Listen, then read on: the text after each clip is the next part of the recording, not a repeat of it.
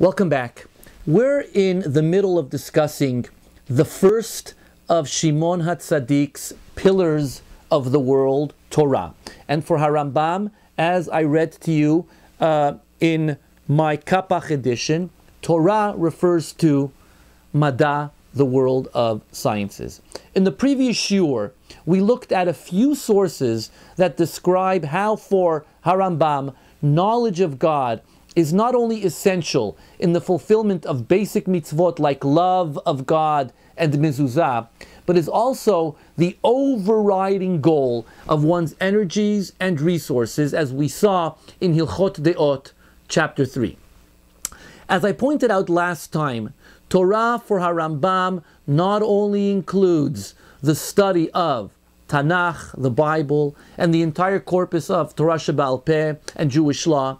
Torah also includes the study of mathematics and natural sciences.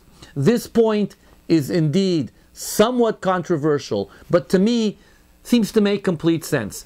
Knowledge of God requires knowledge of God's creations.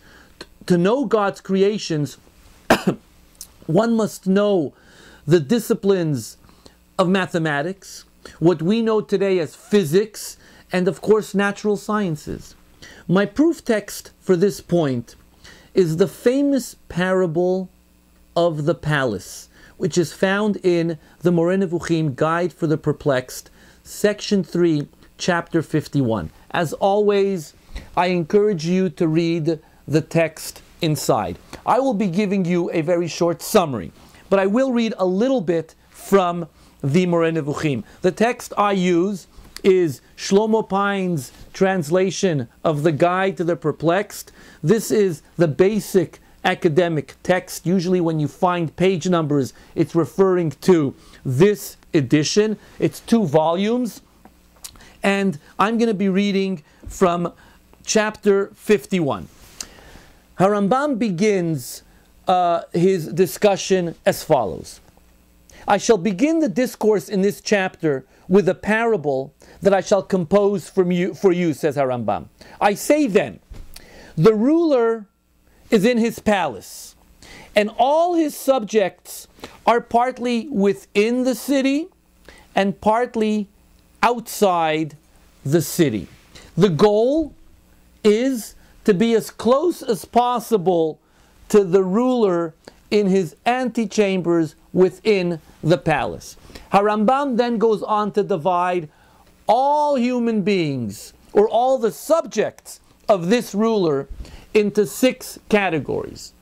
Those outside the city, this group is those without belief. This group, for Harambam, is not fully human. Then there are those in the city facing away from the palace. This group, unfortunately, has adopted wrong beliefs. And the farther they walk, the farther they move away from the palace. The next group seem to have appropriate habits, mitzvot, but lack the knowledge and philosophy to accompany their actions. They want to enter the palace, but cannot. Those who circle the palace have knowledge of halakha and true beliefs, but they have not mastered the fundamental principles of religious thought. Then there is the group that walks around the antechamber of the king. They have mastered the fundamental principles of religion and understand the world of natural sciences. And finally, there's the group that has made it into the chamber of the king. And this group, writes Harambam, as follows. I read from page 619. Know, my son, that as long as you are engaged in the studying of mathematical sciences and the art of logic, you are one of those who walk around the house searching for its gate.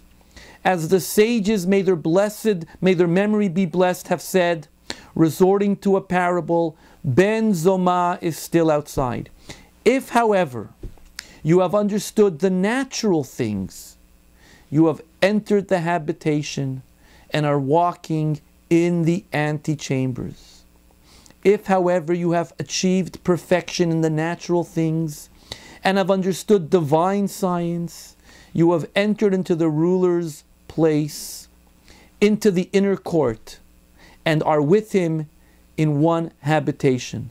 This is the rank of the men of science. They, however, are of different grades of perfection.